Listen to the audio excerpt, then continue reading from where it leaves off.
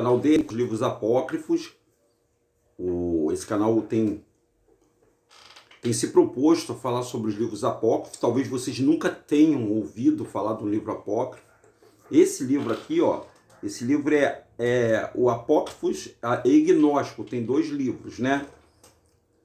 Os apócrifos é aqueles que não estão no canão da Bíblia. Gnóstico é aquele que, de repente, tem muita fantasia nele. Tem alguns livros aí que sim, tem muita fantasia nele. Esse livro, eu não sei quem é o autor dele. A história do universo. Como o universo foi criado. Então, a gente vai contar para você essa história segundo o livro apócrifo. Denilson, os assuntos que estão aí são fiéis? É real? Não sei dizer.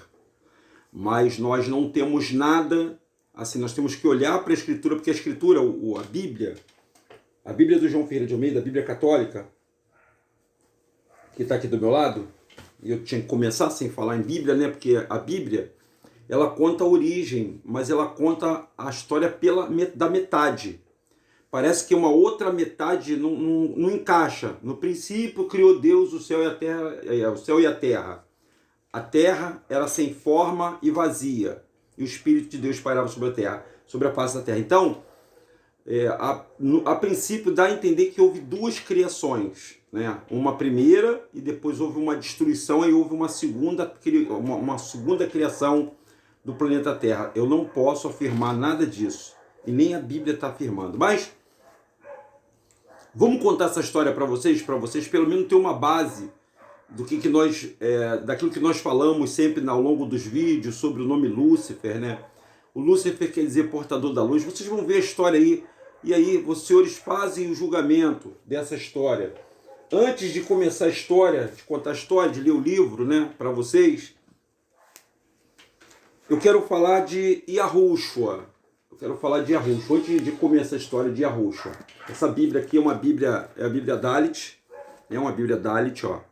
Essa Bíblia foi escrita por um rabino, né, por um judeu, e nela ele preservou os nomes dos profetas, os nomes originais do profeta e o nome do Messias, do Mashiach. E o nome do Mashiach, sem adulteração, sem transliteração, sem mudança, o nome dele chama-se Yahushua. Eu faço questão de falar porque essa é uma das poucas Bíblias que fala sobre o nome Yahushua. Essas Imaculadas Escrituras que fala sobre o nome Yahushua. Essa Bíblia também, ela tem o fermento dos judeus. Ela também tem algumas palavras nela que não são do Criador, como os senhores vão ver nessa Bíblia, essa Bíblia apócrifa, né? Aí, vamos contar a história para você, como a história do universo, né? Porque a gente só conhece a história, deixa eu encostar aqui, a gente só conhece a história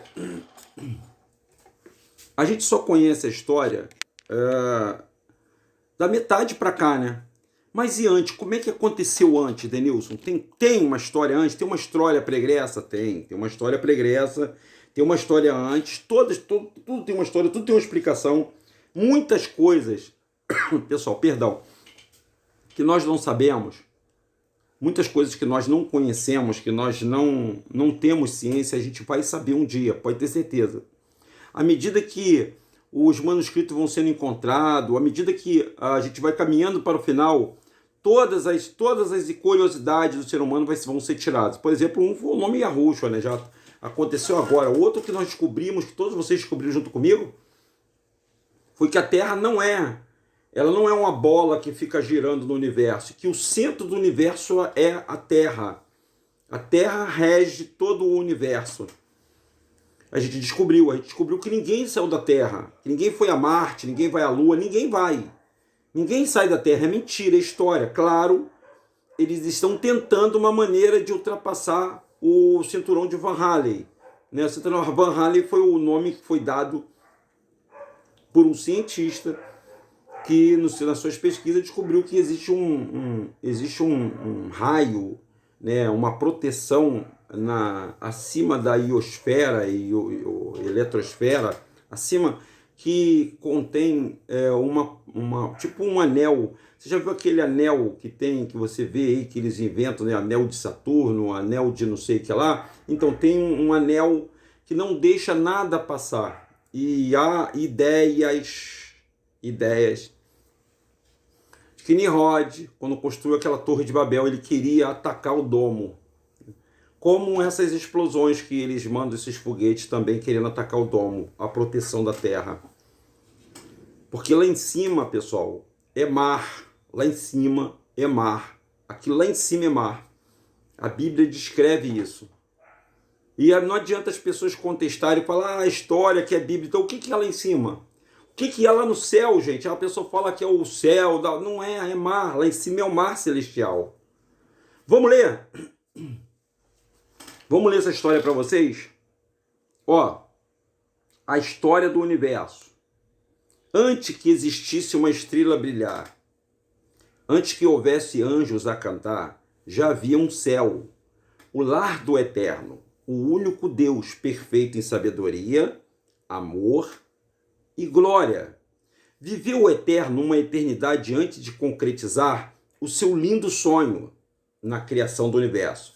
Os incontestáveis seres que compõem a criação foram todos idealizados com muito carinho. Desde o íntimo átomo às gigantescas galáxias, tudo mereceu a sua suprema atenção.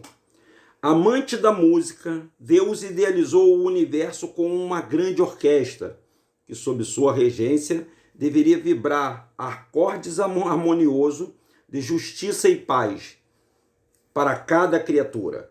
Ele compôs uma canção de amor. O Eterno estava muito feliz. Ele estava muito feliz, pois os seus sonhos estavam para se realizar. Movendo-se com majestade, iniciou uma obra de criação. Suas mãos moldaram primeiramente um mundo de luz, e sobre ele uma montanha fulgurante, sobre a qual estaria para sempre firmado o trono do universo. Ao monte sagrado, Deus denominou Sião. Da base do trono, o Eterno fez jorrar um rio cristalino para representar a vida e que dele fluiria para todas as criaturas. Como a sala do trono, criou um lindo paraíso que se estendia por centenas de quilômetros ao redor do Monte Sião. Ao paraíso denominou de Éden. Ao sul do paraíso, em ambas as margens do rio da vida, foram edificadas numerosas mansões, adornadas de pedras preciosas, que se destilavam aos anjos e aos ministros do reino da luz. Circuncidando o céu do Éden e as mansões angelicais, construiu Deus uma muralha de jaspe luzente, ao longo da qual podiam ser vistos grandes portais de pérolas. Com alegria, o Eterno contemplou a capital sonhada. A cidade em seu esplendor era como uma noiva adornada, pronta para receber o seu esposo. Carinhosamente, o grande arquiteto denominou Jerusalém, cidade da paz. Deus estava para trazer à existência a primeira criatura racional. Seria um anjo glorioso, de todos os mais honrado, adornado pelo brilho das pedras preciosas. Esse anjo vivera sobre o Monte Sião como representante do Rei dos Reis, diante do universo. Com muito amor, o Criador passou a modelar o primogênito dos anjos. Toda a sabedoria aplicou ao formá-lo, fazendo-o perfeito, com ternura, e concedeu-lhe a vida. O formoso anjo, como que se despertando de um sono profundo, abriu os olhos e contemplou a face do seu autor. E com alegria, o Eterno mostrou-lhe as belezas do paraíso, falando-lhe dos seus planos que começavam a se concretizar, ao conduzi-lo ao lugar de sua morada, junto ao trono. O príncipe dos anjos ficou agradecido e com a voz melodiosa entoou o seu primeiro cântico de louvor das alturas de Sião. Desconsiderava-se os olhos dos famosos anjos, Jerusalém, em sua vastidão, e esplendor. O rio da vida, o rio da vida, ao deslizar sereno em meio à cidade, assemelhava-se a uma larga avenida, espelhando a beleza do jardim e do Éden e das mansões angelicais. Envolvendo o primogênito dos anjos com o seu manto de luz, o Eterno passou a falar-lhe dos princípios que haveriam de reger o reino universal, as leis físicas, morais, que deveriam ser respeitadas em toda a extensão do seu governo divino. As leis morais resumiam-se em dois princípios básicos: amar a Deus sobre todas as coisas e amar ao próximo como a si mesmo. Cada criatura racional deveria ser um canal por meio do qual o Eterno pudesse jorrar uns outros vidas e luz. E dessa forma, o universo cresceria em harmonia, felicidade e paz. No reino de Deus, as leis não seriam impostas como tirania. Os súditos seriam livres. A obediência deveria seguir espontânea, num gesto de reconhecimento, gratidão. Nesse reino de liberdade, a desobediência também seria possível. O resultado de tal comportamento seria o esvaziamento das forças vitais. Depois de revelar ao famoso anjo as leis do governo, o Eterno confiou-lhe uma missão de grande responsabilidade. Seria o protetor daquelas leis, devendo honrá-la e revelá-la ao universo prestes a ser criado com o coração transbordante de amor por Deus e aos semelhantes. Caber-lhe-ia ser um modelo de perfeição. Seria Lúcifer, o portador da luz, o príncipe dos anjos. Agradecido por tudo, prostrou-se ante ao amoroso rei, submetendo-lhe eterna fidelidade. Então ele prometeu ao Pai eterna fidelidade. O Eterno continuou sua obra de criação, trazendo à existência inumerável hostes de anjos, os ministros do reino da luz, e a cidade santa ficou povoada por essas criaturas radiantes, que felizes e gratas uniam-se em voz em belíssimo cântico de louvor ao Criador. Deus traria agora à existência o universo, que repleto de vida giraria em torno do seu trono, firmado em Sião. A grandiosa realização, depois de contemplar o vazio imenso, o Eterno ergueu as suas poderosas mãos, ordenando a materialização dos multiformes maravilhas que haviam de compor o cosmo. Sua ordem, qual o trovão, ecoou por todas as partes, fazendo surgir o que por encanto as galáxias, sem conta, repleta de mundos e sóis, paraísos de vida e alegria, tudo girando harmoniosamente em torno do Monte Sião. Ao presenciar tão grande feito do Supremo Rei, as hoxas angelicais prostraram-se e, fazendo ecoar um espaço iluminado, um cântico de triunfo em saudação à vida. Todo o universo uniu-se nesse cântico de gratidão, em promessa de eterna fidelidade ao Criador. Guiados pelos eternos anjos, passavam a conhecer a riqueza do universo. Nossa excursão sideral, ficaram admirados ante a vastidão do reino da luz, por criaturas felizes que recebiam, deixa eu me perder, riquezas, que recebiam em festas. Os anjos saudavam com os cânticos que falavam de boas novas, daquele reino de paz tão preciosa como a vida de liberdade de escolha, através da qual as criaturas poderiam demonstrar o seu amor ao Criador, e exigiam um teste de fidelidade como propósito de revelá-la o Eterno. Olha, o Criador exigia um teste de fidelidade. Ele deu livre-arbítrio. Então, como é que o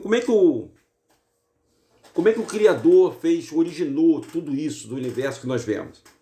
Para a gente botar a culpa em alguém. O que a gente sempre fala, o Lúcifer, o Gadel, o Enki, o Samael, o Samaú, o diabo, né? Esse ser aí que foi criado, que a gente supõe, há muitos esquiços na história, que ele tenha criado dessa forma aí. Ele criou o centro do universo, é o mundo, é o Monte Sião. Esse Monte Sião, desse Monte Sião jorrava também a água, né? Que ele seria acoplado ao paraíso, que o paraíso está na terra. O Monte Sião vai descer. O Monte Sião vai descer. Haverá um grande terremoto agora, no livro de Apocalipse descrito. E esse monte que o Criador da harmonia, ele vai descer e vai se acoplar a Jerusalém. Não é aquela lá na parte de Gaza, não. Ela está submersa, ela vai emergir. E vai acoplar. Isso segundo histórias e livros que a gente lê, tá, pessoal? Assim, você não precisa, como a gente sempre fala para os senhores, vocês não precisam acreditar. Mas eu estou lendo um livro para você da história que os pastores não leem para você nas igrejas. Que o seu papai e a sua mamãe não contou para você quando criança. E que muitos evangélicos, muitos católicos gostariam de ouvir essa história e nunca ouviram dessa forma como eu estou contando para os senhores, já no livro para os senhores. Então os senhores estão entendendo como ele criou tudo, como ele criou o Lúcifer, porque o Lúcifer era o ministro do anjo da luz, né? Era o ser que entoava cântico ao Criador. Então essa forma do Criador criar o universo, criar as leis, ele criou as leis, deu liberdade, mas ele tinha que provar a fidelidade de todas as pessoas, de todos os seres que estavam com ele. Ele deu a liberdade, o que chama aqui de democracia. Ele liberou todos os seres. Então, todos os seres angelicais. Por isso que a gente fala, pô, mas Denilson, por que o diabo não tem perdão? Porque ele deu a liberdade para eles poderem agirem. Ele mostrou tudo. Vocês viram que ele mostrou tudo através da leitura? Agora vamos ao que aconteceu. Vamos à derrota de Lúcifer. Por que que ele e alguns seres celestiais, alguns anjos, se desviaram da palavra do Criador? Olha aí, ó. Escuta aí. Ele conduziu as hostes por entre os espaços iluminados, até se aproximarem de um abismo de treva. Então, todos os seres que o Pai criou, todos os seres, os anjos, todos eles foram criados, chegaram diante do abismo. Onde é o abismo, gente? Então, como tudo era água, a parte superior era do Criador, ele criou tudo lá para cima. Vamos imaginar aqui se é lá em cima, né? Porque o todo é água. O todo, embaixo da gente é água. Do lado é água, águas abissais. O planeta é a tampa do abismo. Esse planeta que nós estamos vivendo, esse fator que nós estamos vivendo, ele é a tampa do abismo.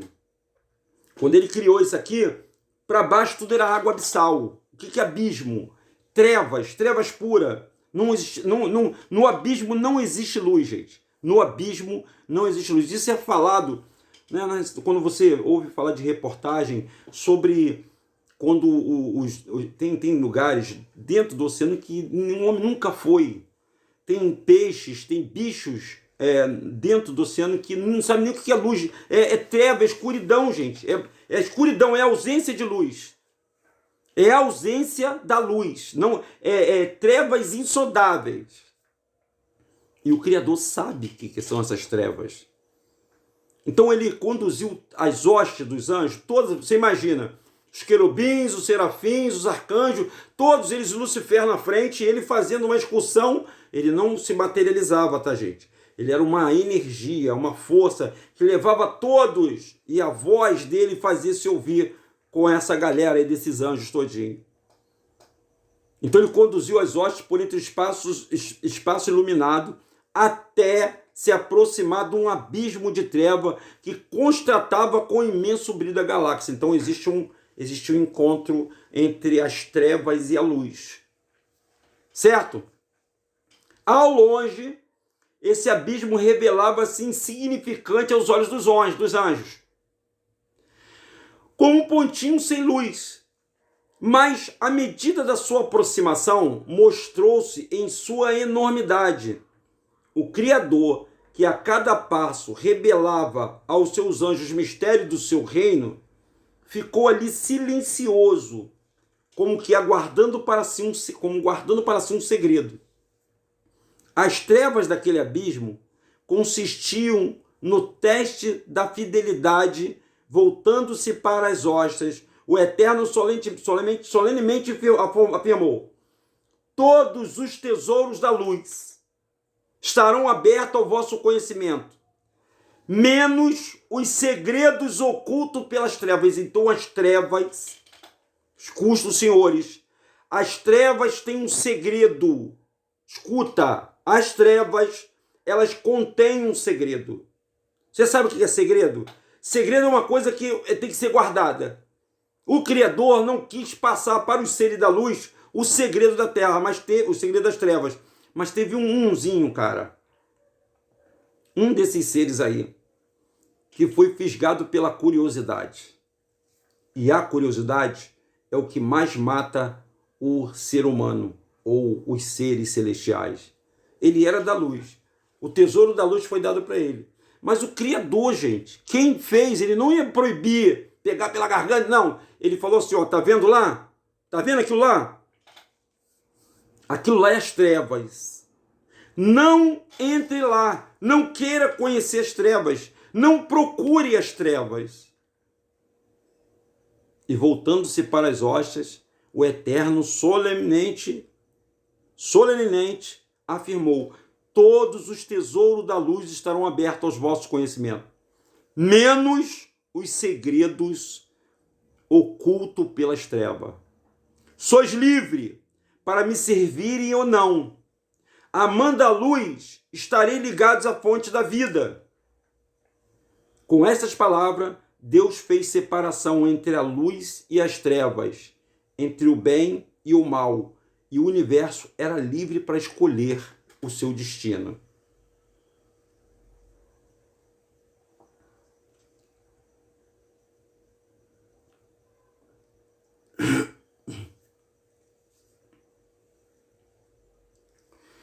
Vamos ler aqui mais um pouquinho?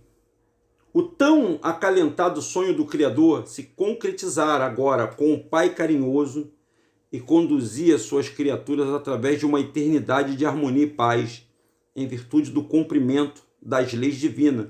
O universo expandia. Em felicidade e glória havia um forte elo de amor. Parece até aquelas viagens de seres, né, que vão ao planeta, né? Tem até filme que fala sobre isso, é mais ou menos tirado desse livro aí. Havia um forte elo de amor que a todos uniam fortemente os seres racionais, dotados da capacidade de um desenvolvimento infinito. Encontravam indivisíveis prazer em aprender os inesgotáveis tesouros da sabedoria divina, transmitindo aos semelhantes. Eram como canais por meio dos quais a fonte eterna da vida nutria todo o amor e luz. Em Jerusalém, os ministros se reuniam antes do soberano rei, sempre pronto para cumprir os seus propósitos. Era através de Lúcifer que o Eterno tornava o manifesto. Você agora sabe o que é manifesto, né? Que esses governos leem aí, ó. Era através de Lúcifer que o Eterno tornava manifesto os seus desígnios. Depois de transmitir as hostas angelicais, estas, por sua vez, compartilhavam com a criação em célebre voo. Os anjos rumavam para os planetas capitais, onde em grandes assembleias reuniam-se representantes dos demais mundos. Então, nós não estamos só no universo, tá, pessoal? Nós não estamos só no universo, mas não tem alienígena não, tá? Eu vou explicar essa história de alienígena lá no finalzinho. Em muitas dessas assembleias, Lúcifer fazia-se presente, enchendo os participantes de alegria, admiração, perfeito em toda virtude. Ele contagiava com a simpatia, e nenhum outro anjo conseguia revelar, como ele, os mistérios do amor do Eterno. O universo, alimentando-se da fonte da vida, expandia-se numa eternidade de perfeita paz. A obediência às leis divinas era o fundamento de todo o progresso. A felicidade, ainda que consciente, do livre-arbítrio, jamais subira ao coração de qualquer criatura o desejo de se afastar do Criador. E foi assim por muito tempo, até que tal problema irrompeu na vida daquele que era o mais íntimo do Eterno. Lúcifer, que dedicara toda a sua vida ao conhecimento e aos mistérios da luz, sentiu-se aos poucos atraído pelas trevas. O Rei do Universo, aos olhos de quem nada pôde ser encoberto, acompanhou com tristeza o seu passo no caminho descendente que leva à morte. A princípio, uma pequena curiosidade levou Lúcifer a aproximar-se daquele abismo. abismo profundo. Contemplando, ele começou a indagar, começou a se perguntar: por que não poder compreender o seu enigma? Por que o Criador... Deixa eu dar uma limpada aqui na tela que está embaçada. Por que o Criador pode... Por que não fala pra gente o que está naquelas trevas lá? Por que eu não posso ir para aquelas trevas? Começou a se questionar. Como o ser humano, né? Começa a perguntar um montão de por quê. Ele quer saber o porquê de tudo, né? Ele não quer obedecer. Ele não quer se tornar a pureza da luz, né? A inocência, sem maldade, né? Um mundo sem maldade. Tá aí, todo mundo guerreando, né? Jogando bomba um no outro, um querendo puxar o tapete do outro, um querendo falar mal do outro. Isso é tudo fruto disso aí, ó. Retornando ao seu lugar de honra junto ao trono, prostrou-se diante do divino rei, suplicando-lhe: Pai, dai-me a conhecer o segredo das trevas, assim como revela-me a luz. Antes do pedido do famoso anjo, o Eterno, com voz expressiva de tristeza, disse-lhe: Meu filho, você foi criado para a luz, que é a vida. Convencendo de que o Criador não revelaria os tesouros das trevas, Lúcifer decidiu compreender por si mesmo o enigma. Julgava-se capacitado para tanto, e com essa triste decisão, o príncipe dos anjos permitiu que surgisse em seu coração uma mancha de pecado que poderia trazer uma catástrofe para o universo. Só Deus sabia o que se passava no coração do Lúcifer. O anjo, que fora criado para ser o portador da luz, estava divorciando-se em pensamento do bondoso Criador, que num esforço de impedir o desastre, rogava-lhe a permanecer ao seu lado. Você imagina o Criador falando com Lúcifer: meu filho, fica do meu lado. O Lúcifer nasceu antes de Yahushua, tá, pessoal? Ou antes de Jesus, como vocês acreditam. Só para você ter uma noção. Por isso que Yahushua é o rei. Porque o filho, por isso que Yahushua conta a história do filho pródigo, essa história toda. Sempre de 2 filhos, por isso que tem Caim e Abel. Por isso que a Bíblia sempre é repleta, né? Repleta Isaac, Esaú. Sempre tem, nunca viu, não, que tem uma história sempre semelhante a essa história na Bíblia? Pois é. Pois é, mais ou menos isso aí. Então, em pensamento do bondoso Criador, que no esforço de impedir o desastre, rogava-lhe permanecer ao seu lado. Uma tremenda luta passou a se travar em seu íntimo, do Lúcifer. O desejo de conhecer o sentido das trevas era imenso. Contudo, os rogos daquele amoroso pai, a quem não deveria também perder, o torturavam, vendo o sofrimento que a sua atitude causava ao Criador, e às vezes ele mostrava arrependimento, mas voltava a cair. Antes de criar o universo, Deus já previa a possibilidade de uma rebelião. O risco de conceber e de liberar as criaturas era imenso, mas sem esse dom, a vida não teria sentido. O Eterno não queria reinar sobre robôs, programados para fazerem somente sua vontade, mas ele queria a obediência, que fosse fruto do reconhecimento e amor. Por isso ele decidiu correr grande risco. E ainda que prosseguisse na busca do sentido das trevas, Lúcifer não pretendia abandonar a luz. Ele queria um governo de luz e treva, um governo república, esse que ele implementou aqui na Terra. Esforçava-se para chegar a uma combinação entre as partes que o reino do Eterno coexistiam separadas e, finalmente, como um sentimento de exaltação, concebeu uma teoria enganosa que pretendia apresentar ao universo como um novo sistema de governo, sistema república, superior ao governo governado eterno. Denominou a teoria da ciência do bem e do mal.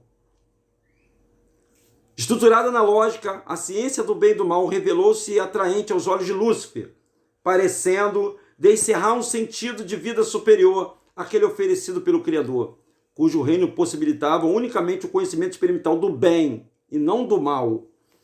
No novo sistema, haveria um equilíbrio entre o bem e o mal, entre o amor e o egoísmo, entre a luz e as trevas. Ao longo do tempo em que amadurecera na sua mente a ciência do bem e do mal, Lúcifer soube guardar o segredo diante do universo. Continuava em seu posto de honra, cumprindo funções de portador da luz. Contudo, por mais que procurasse fingir, seu semblante já não revelava alegria em servir ao Eterno. O divino rei, que sofria em silêncio, procurava, por meio de suas revelações de amor, preparar as criaturas racionais para a grande prova que se aproximava. Sabia que muitos dariam ouvido à tentação e, voltando-lhe as costas, a noite da provação faria sobressair, contudo, os verdadeiros fiéis, aqueles que serviam ao Criador não por interesse, mas por amor. Então existem dois tipos de ser humano na Terra. Por isso que existem duas sementes, a semente do bem e do mal. Existem aqueles que fazem isso em todo lugar, tá, gente? No grupo de arrocho, em todo lugar, nas empresas, em todo lugar. Tem o bom e o ruim. Meus amigos, tem. Tem aqueles que são pessoas que são, sabe aquelas pessoas que não são falsas? Elas são boas mesmo. Elas são passivas, elas são amigas, elas são obedientes, elas nunca querem o mal das outras pessoas, elas sempre querem o bem, mas existe aquele camarada pilantra, safado, ou puxa-tapete, aquele que só pensa em trapacear, só pensa em sacanear os outros, só pensa em botar outro. Não existe? Não existe isso? Ou eu estou inventando? Não estou inventando nada, não. A gente está contando a história aí da criação do Lúcifer. Por que ele optou pelo conhecimento do bem e do mal, o governo do bem e do mal? A sua vida também é governada pelo bem e pelo mal. Você que decide. Nós somos livres. Tu vê que o Pai não força a gente a nada. Se você quiser servir o demônio, aos demônios, se quiser os anjos caídos, você vai servir. Se você quiser ser idólatra, que nem tem uma imagem do Cristo grandão aqui no Rio de Janeiro, tem uma também no Sul, também enorme. Se você quiser adorar o seu santo, o Pai não vai brigar contigo, não. Ele te deu a vida, hein? E ele te criou. Olha, isso é que é amor, cara. Isso é amor. E a gente fala que Deus é vingativo, tal. Não é não. Não é não. Ele é justo. E se você quiser só as coisas do bem, você tem a opção, gente. Tem gente que já optou que é as trevas, que é o capeta, que é o cão. Tem gente que não optou, está em cima do muro, não sabe se quer o Criador, as coisas do Criador, se quer a coisa do cão. E tem gente que já determinou. Ó. O Lúcifer tinha determinado. O pai impedia ele? O pai amava muito ele, mas o pai não impedia ele, gente. Ninguém pode pedir ninguém. As pessoas fazem aquilo que elas querem. As pessoas são livres para fazer aquilo que elas querem. Agora, toda liberdade tem uma consequência. Pô, tá tudo lá. Ó, vamos dar um exemplo aqui, parando um pouquinho aqui, para a gente poder falar para vocês. Em muitas empresas se faz o teste assim, se fazia, agora não se faz mais. Chegava lá e botava-se um dinheiro numa sala, deixava um dinheiro dando sopa, e deixava o funcionário, a pessoa da limpeza, efetuando a limpeza lá, tal, e o dinheiro está lá. A pessoa poderia estar passando necessidade, poderia estar passando fome em casa, mas o dinheiro estava lá para ver se a pessoa era fiel, para ver se a pessoa não ia roubar. E a pessoa chegava, com a pessoa que tem caráter, que tem virtude, que ela pô, esse dinheiro não é meu. Meu pai sempre falava isso para mim. Meu pai sempre falava isso para mim. Denilson, esse era um princípio que ele carregava, não é teu, não mexa, porque ele já veio de uma área de segurança, já veio de uma área rígida. O seu Ademar, meu avô, ele cuidava do meu pai com rigor, era porrada todo dia mesmo, né? Era, sabe, o meu pai tinha o maior medo do meu avô, né? E ele criou assim também, eu também, né? Tinha o maior medo do meu pai, porque quando eu errava, meu pai ia lá e dava uma coça. Não assim o Criador fez. O Criador deixou livre, falou, ó, vocês podem, explicou tudo para todo mundo e falou, ó, agora vocês vão decidir.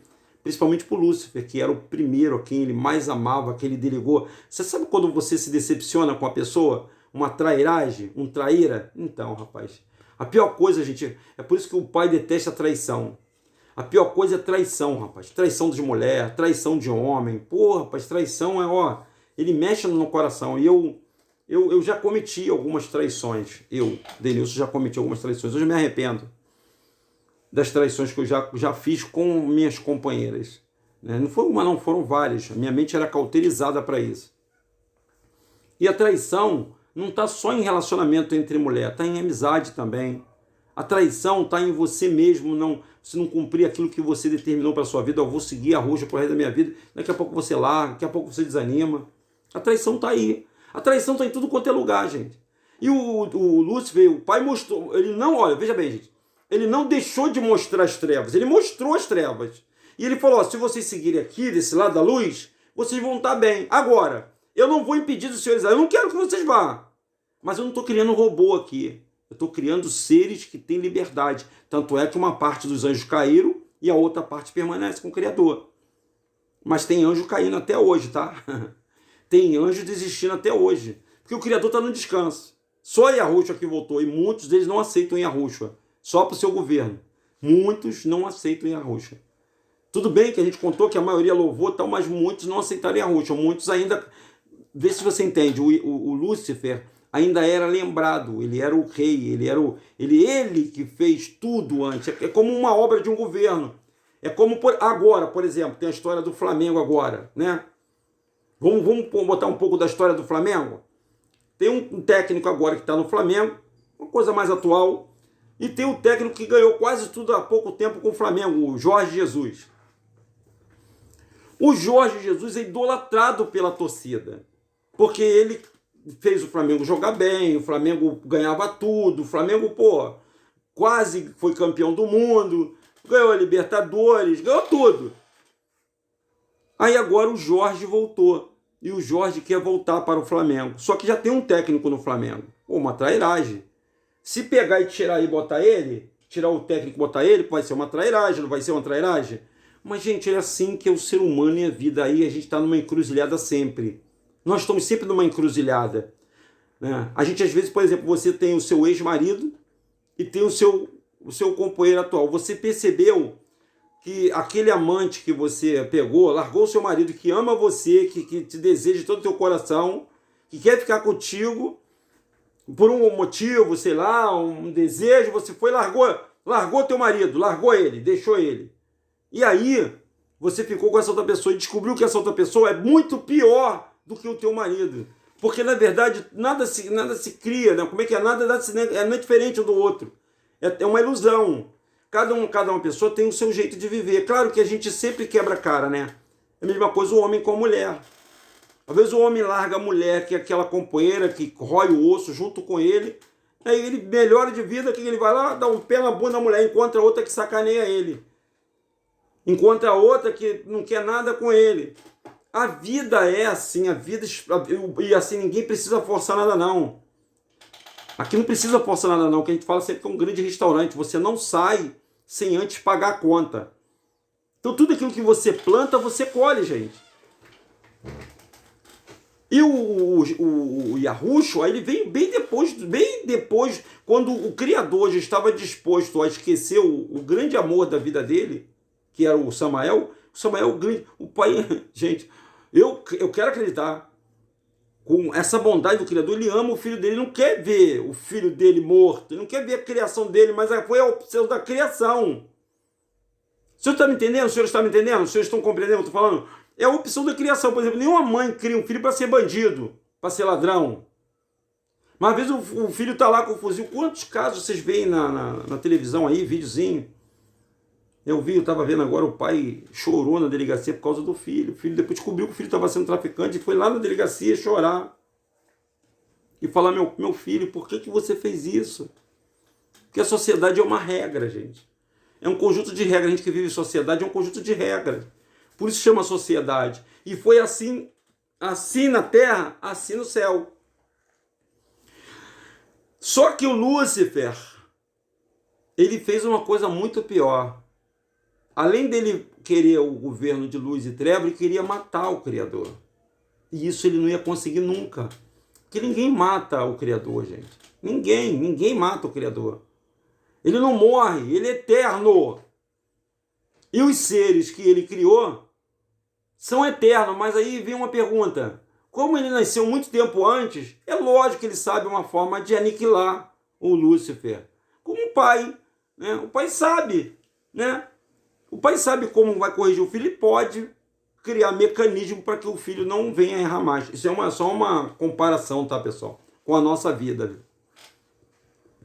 Então Lúcifer estava pronto para traí-lo diante do universo. O Eterno, que jamais cessara de revelar os tesouros da sua sabedoria, tornou-se silencioso e contemplativo. E o silêncio fez reviver no coração das hostes a lembrança daquela primeira excursão. Lembra da primeira excursão que ele fez? Daquela primeira excursão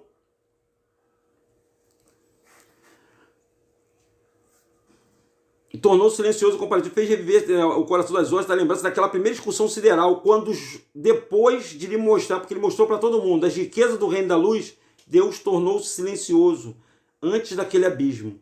Lembram-se de que suas palavras, todo o tesouro da luz estão aberto aos vossos conhecimentos, menos o segredo oculto pelas trevas. Sois livre para me servir ou não. Amando a luz, estará alegrado a fonte da vida. Lúcifer, que passara a cobiçar o trono de Deus, indagou-lhe o motivo do seu silêncio. O Criador, contemplando com a sua infinita tristeza, disse-lhe: é chegada a hora das trevas. Você é livre para realizar o seu propósito. Vendo que o momento propício para a propagação da sua teoria havia chegado, Lúcifer convocou os anjos para uma reunião especial, e as hostes, desejosas de conhecer o significado do silêncio do Pai, tomaram seus lugares junto ao magnífico anjo, que sempre lhe revelara os tesouros do reino da luz. Lúcifer começou o seu discurso, exaltando como de costume o governo do Eterno. Num amplo retrospecto, lembrou todas as grandiosas revelações que enriqueceram em toda aquela eternidade.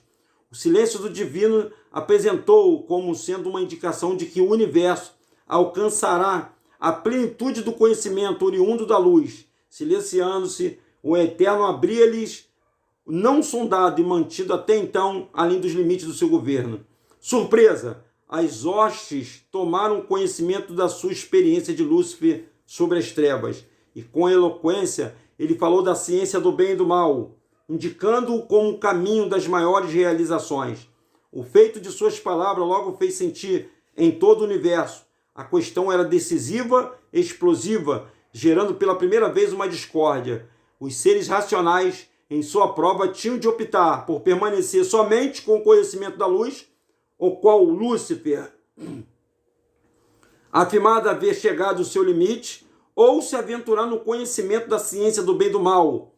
No começo, os anjos debateram-se diante da questão, sendo logo depois todo o universo posto à prova. Dir-se-ia que a ciência do bem e do mal haveria de arrebanhar a maior parte das criaturas, mas, aos poucos, muitos, que a princípio se empolgaram com a teoria, despertaram para a ilusão da mesma, reafirmando sua fidelidade ao reino da luz. E ao fim desse conflito, que se arrastou por longo tempo, revelou-se um terço das estrelas do céu ao lado de Lúcifer, e as restantes ainda, que abalada pela prova do lado eterno, a ciência do bem e do mal, foram apregoados por Lúcifer como um novo sistema de governo.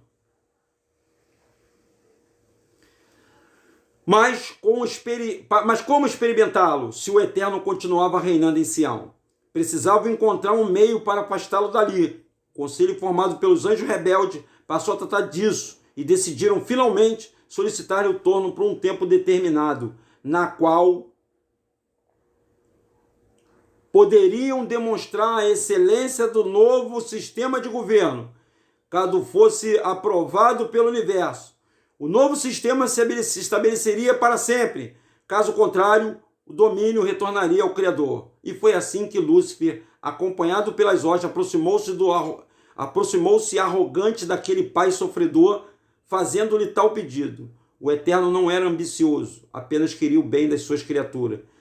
Se a ciência do bem e do mal consistisse realmente num bem maior, não se oporia à sua implantação, cedendo o trono seus defensores, mas ele sabia que aquele caminho conduziria à infelicidade e à morte. Movido o seu amor protetor, o Criador desatendeu o pedido das hostes rebeldes, que se afastaram enfurecida ao ser negrado o trono. Lúcifer e suas hostes passaram a acusar o divino rei, proclamando seu governo de tirania. Afirmaram ser a sua permanência no trono, mas lhe concederam a liberdade de escolha. Por que neutralizar agora, impedindo de pôr em prática o sistema do governo superior? As acusações das hostes rebeldes repercutiram por todo o universo, fazendo parecer que o governo do Eterno era injusto. Isso trouxe profunda angústia àqueles que pareciam fiéis ao reino da luz. Não sabendo como refutar tais acusações, essas criaturas emudecidas pela dor moral, assinavam pelo momento em que as novas revelações procedentes do Criador pudesse declarar os mistérios desse grande conflito.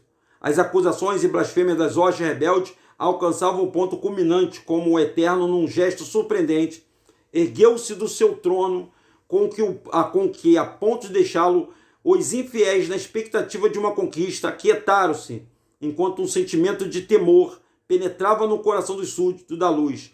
Entregaria a ele o domínio de toda a criação para livrar-se das vis acusações? De acordo com a lógica a partir da qual Lúcifer fundamentara seus ensinamentos, não restava outra alternativa ao Criador. E nessa tremenda expectativa do universo, acompanhado de passo a passo, Deus, num gesto de humildade, o Criador despojou-se da sua coroa e do seu manto real, depondo sobre o trono, sobre o alvo trono. Em seu semblante não havia expressão de ressentimento ou ira, mas um infinito amor e tristeza. Com solenidade, o Eterno proclamou que o momento decisivo chegara, quando cada criatura deveria selar sua decisão ao lado da luz ou das trevas. Numa ampla revelação, alertou para as consequências de um rompimento com a fonte da vida. Com um olhar de ternura, o Criador contemplou seus filhos. Era um olhar de humildade, que, cheio de amor, suplicava para que permanecesse ao seu lado. Incontáveis criaturas emocionavam corresponder ao seu olhar de bondade, enquanto a multidão se manteve cabisbaixa. Lúcifer, seus seguidores estavam conscientes da seriedade daquele momento, e ainda era possível voltar atrás em seus planos, entregando-se ao arrependimento ao Divino Pai, que sempre os amara. Enquanto o cabisbaixo considerava uma decisão, Lúcifer e seus adeptos ouviram o cântico daquele em que, em reconhecimento à gratidão, colocava ao lado do Eterno. Eu vou parar nessa página 10 aí, que nós vamos ter a parte 2. Para a gente ler, Denilson, que história fantástica. Eu nunca ouvi essa história desse jeito. Pois é, gente. A mesma coisa que aconteceu no céu vem acontecendo no governo. É uma maldição do governo Lúcifer. É uma maldição do governo República. Você vê agora, o poder está mudando de mão. Os Estados Unidos está em decadência. E aí a Rússia agora resolveu lutar contra a Ucrânia e o mundo está se preparando para uma terceira G, né? Você sabe o que é, para a gente não falar sobre isso, né? Essa divisão, dividir para conquistar, é a teoria de Lúcifer. Ele pensa que dividindo ele vai conquistar e não vai. Dividir, está dizendo, um reino dividido não fica de pé. Não fica de pé. Então, toda vez que você vê uma rebelião, toda vez que você vê um camarada, em qualquer grupo, seja dentro de igreja, pode ver que as igrejas surgiram assim, os governos surgiram assim, as milícias surgiram assim, e sempre vai haver assim, quando alguém quer partir, alguém quer ser melhor, alguém quer tomar a rédea. O pai não se meteu nessa decisão, tá, pessoal? Ele não se meteu, ele sabia, ele sabe de todas as coisas, ele sabia no que vai dar, no que ia dar, e Lúcifer teve a decisão de seguir o Criador, não. Ele teve a decisão. Então, entendeu por que ele não tem perdão? Porque ele foi dado o livre-arbítrio. Para nós, olha só, por que... Aí vamos encerrar hoje esse nosso estudozinho, estamos com 48 minutos. Por que para nós ele deu uma outra oportunidade? Ele é justo, tá? Ele viu que Eva foi seduzida. Eva não foi lá, por exemplo, ele colocou a árvore do conhecimento do bem e do mal, e a Eva foi lá e tocou. Não foi assim, não foi. O dragão, a serpente teve que ser. Primeiro a serpente aceitou. Ele fez a cabeça da serpente, como ele é bom de lábia, ele conseguiu fazer a serpente se diminuir diante de Adão e Eva. Ser um ser que não era nada. Ele aguçou o lado ruim da serpente. A mesma coisa ele falou. Então ele aguçou para ir lá. Então ele foi lá e tentou a Eva. Ele falou para Eva. Ele usou a serpente para seduzir a Eva. Não a Eva pegou e o Adão foi lá e meteu a mão. Então foi isso que salvou a nossa pele, viu? Que se eles fossem lá, deixa eu ver se isso aqui é bom. Sabe o que ia acontecer? A gente ia ser lançado nas trevas. Nem carne a gente ia ter. Íamos ser das trevas. Íamos viver nas trevas eternamente. Esse é o canal DRM. Deixa o seu like, compartilha esse vídeo e vamos ter a parte 2, tá bom? Vamos ter a parte 2 para o vídeo não se tornar muito longo. Forte abraço, ótima noite para todos, gente. Tchau!